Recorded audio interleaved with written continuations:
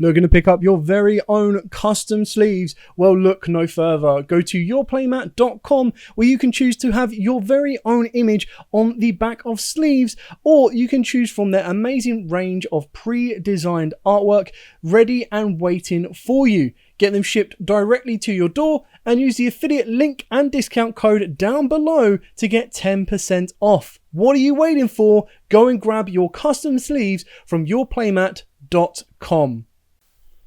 What's up YouTube, Dal here from Zephyr Games, and today I'm bringing you a little bit of a different video. So one of our friends at Locals run Phantom Nights, and he went both Saturday and Sunday. He ended up finishing first on the Saturday in a 26-man tournament, did incredibly well on that one. And then on Sunday he ended up getting joint second as well, again running Phantom Nights. And there's a couple of little spicy touches in there and techs which I thought were really, really cool. And I thought it'd be good to kind of go over his list with you guys.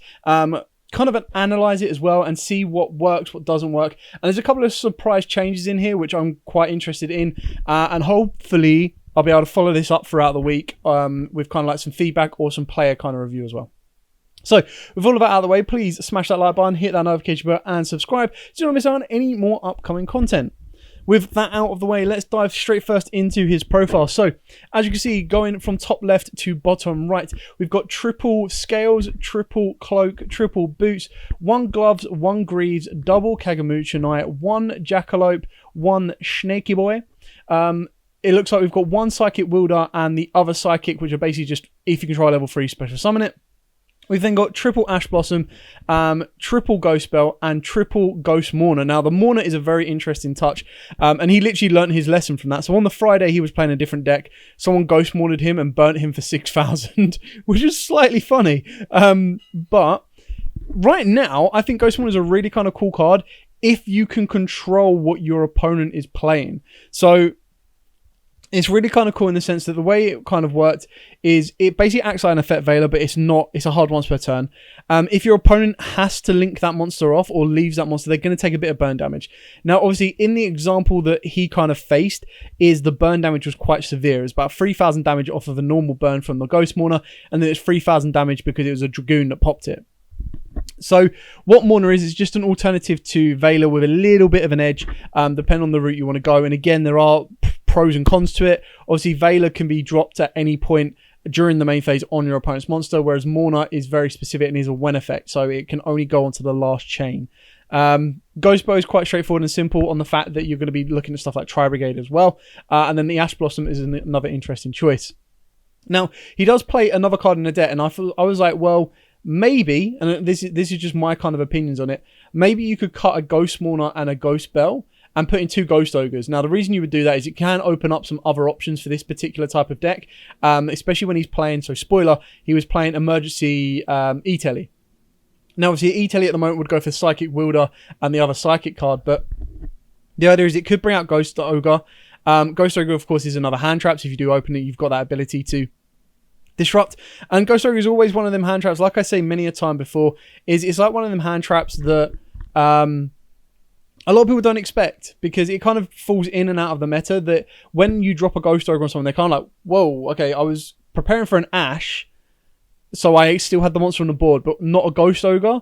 So it's like, if you Ghost Ogre the right thing, you can really, really disrupt them. But yeah, it does give them a couple of options to play around with. But the Ghost Mourner was a very nice kind of touch that I liked on the deck as well.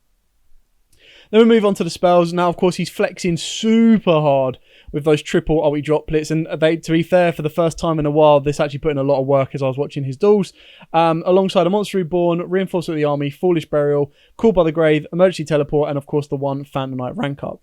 So the spells are quite limited, which I think is kind of good in the sense that with stuff like Tri-Brigade running around, they are using and abusing stuff like Imperial Order. So if you were to get hit with Imperial Order, it's not the end of the world unless you've opened up all of these spells.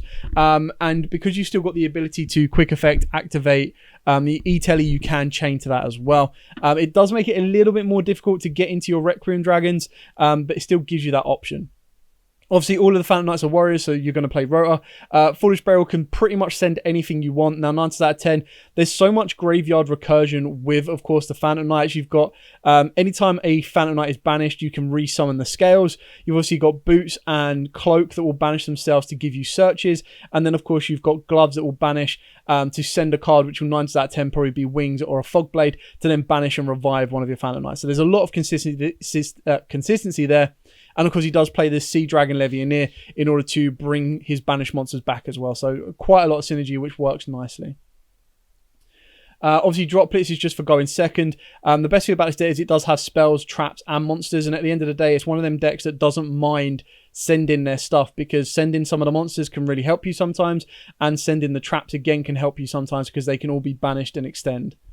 Now, one thing we did miss from the monsters that he doesn't have in here is Tour Guide, which I thought was an interesting kind of minus, or not a minus, but like an interesting kind of missing piece from the deck.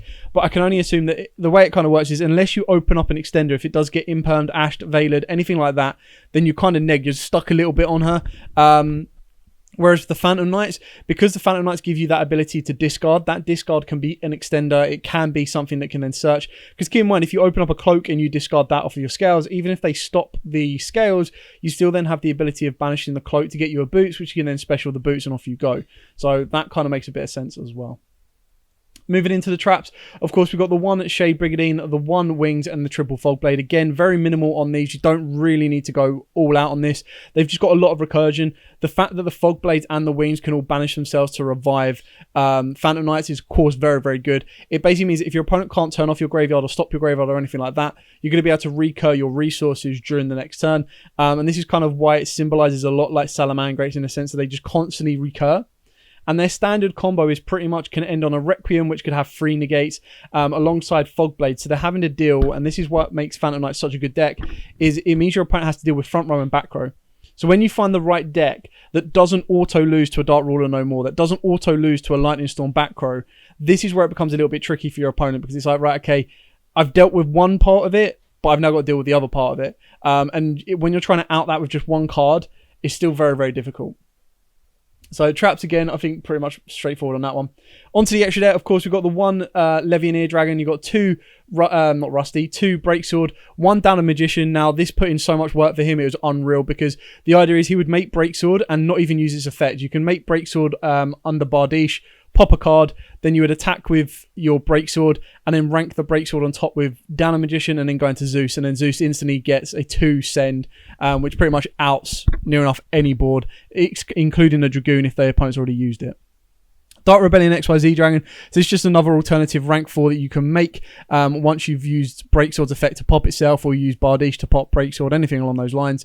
And then you can either make Requiem, Dark Rebellion, or your Raiders Knight, which can lead you into Arc Rebellion or Dark Requiem. Obviously, Dark Requiem gives you the 3 monster effect, 3 monster negates, and the Requiem gives you a full board negate and then beefs itself up, so it gives you the 1 shot. So you've got the aggressive option and you've got the defensive option.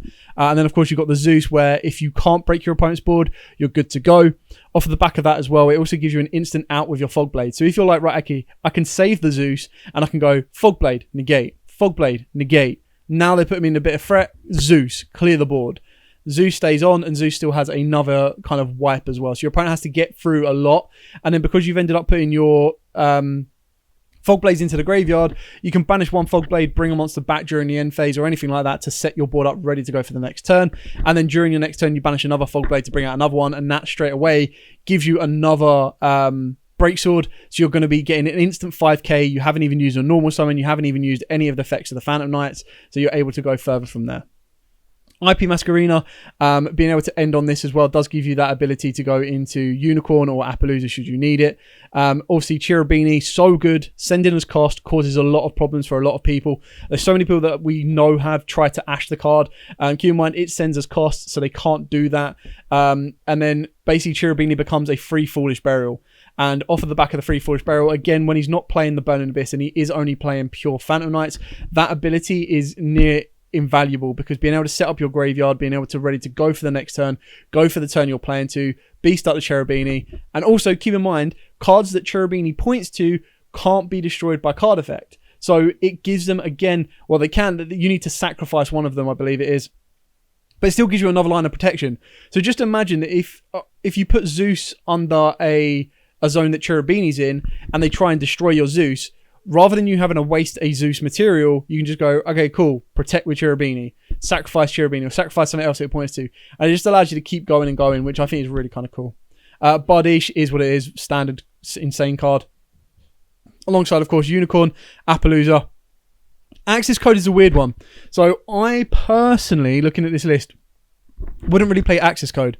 Because at the end of the day, all right, yes, you make Unicorn, but you're only going to give your access code one. But like sometimes, all right, that might be enough. That one banish to pop might be enough. And getting access code up to 53 again might be enough. But I think you've got enough strength in your Arc Rebellions and your Zeus that maybe access code could become Boral Sword, or it could become like a Phoenix or something like that. So there's stuff to look into. It would be interesting to find out what he cut for the Downed Magician. But from what I saw yesterday, the cards I saw him use most were Cherubini, Bardiche, and then, of course, he pretty much went through all of these XYZs 99% of the time. Finally, moving on to the side deck, of course, playing everything in threes. Judgments, Evenlies, Nibiru's, Storms, and Twins. Obviously, Twins are very good in this deck, again, because you like discarding. You've not got the end. It doesn't really matter if you get discard these. Nibiru's, of course, being able to just go, cool, Rocky Boy, clear board, off you go, ready to go for the next turn is great. And apart from Judgment, all of these, in my opinion, are go second cards. So you can see that the deck is designed and built and ready to be going first, to build the board, set up the Fog Blades, go through the recursion, play off from there, and then go in second. They still have that ability to, like I said, for that Requiem Dragon to do a one-shot game and done. They can actually play through Nibiru's, they can play through Ash Blossoms, they can play through a couple of hand traps, which again is what make the decks really, really good. It just depends if you open up the right kind of hand trap and you stop them down. Like at the moment with Tri Brigade, Lancer is such a common side deck card that Lancer in your opponent, not only can it protect you from being evenly matched, because again, that's a weakness that Phantom Knights will have, is because they're going to have 2 Fog Blades at the very least, plus they're going to get a Rusty that they're going to want to try and recur with their Fog Blades, and then anything else they have on the board, and Evilly will completely wipe them out, and they're kind of stuck there going, yeah, now I've got nothing, because even if you keep the Fog Blade will give you a bit to come back on, and then the best thing is your graveyard will still have all of the cards, because when you're bringing Scales back, as long as you make it with the Levianeer, it's going to go to the graveyard and not get banished. So you've got a lot to kind of recur your resources on. So the evening match isn't the end of the world, depending on what you keep. But it does certainly put you at a disadvantage. So you can kind of see where I personally would say look at putting Lancia into this. Lightning Storm, I'm not a fan of Lightning Storm, but it is what it is. I understand it. I know why it's there. I get the back row hate, especially if you're up against control decks. You kind of need stuff like Twin Twisters there, especially when you'll be able to discard boots or gloves or cloak or anything like that. It can then set up your future plays. Pretty much is a no-brainer to me to always put Twin Twister in a deck that loves to discard. If you don't like to discard, that's where Cosmic Cyclone comes in as well. Obviously, off the back of that, Lightning Storm is very good going second as well, because you can go Twin Twister, discard, set up your graveyard, Lightning Storm, clear the front row as well, and then you're good to pretty much proceed an OTK. The Judgment was an interesting choice, but again, I understand this purely because if you look at the senses, evenly matched, anything that can cause an issue, a normal summon that could cause you an issue, you Judgment, get rid of it, and then you're able to leave all of your Fog Blades, you're able to leave all of your protection ready to good to go. So that Judgment would be the iffy point of me saying, right, okay, put in Lancers or put in keep with the Judgments. Seems to have worked for him, so more than happy with the kind of list. So yeah, that's pretty much it. So thank you so much to Aiden at home for sending this list in. Apologies I couldn't build it for you, but I thought it'd be better to kind of show his list off. At the end of the day, he has kind of tried to max rarity this where at all possible as well. So you've got like the one ulti nib, secret storms. I mean, he kind of needs to upgrade those evenlies. Kind of need to upgrade the Judgments as well. I think he's more of an ulti man, as we saw from the droplets. So maybe these should be ulti. Sorry, just spending your money for you, Aiden. Just giving you ideas. Oh, ulti Twin Twisters as well, I think. I mean, he's got a way to go, but no, it was really cool to kind of see Phantom Knights do well. I really like the deck. I think it's such a fun, kind of powerful deck as well. And like I said, it's got the right balance of first, second, and it has that added addition of just being such a good recursion deck as well. Like, it can regain its resources with the greatest of ease, which is kind of what, in my opinion, tilts it over.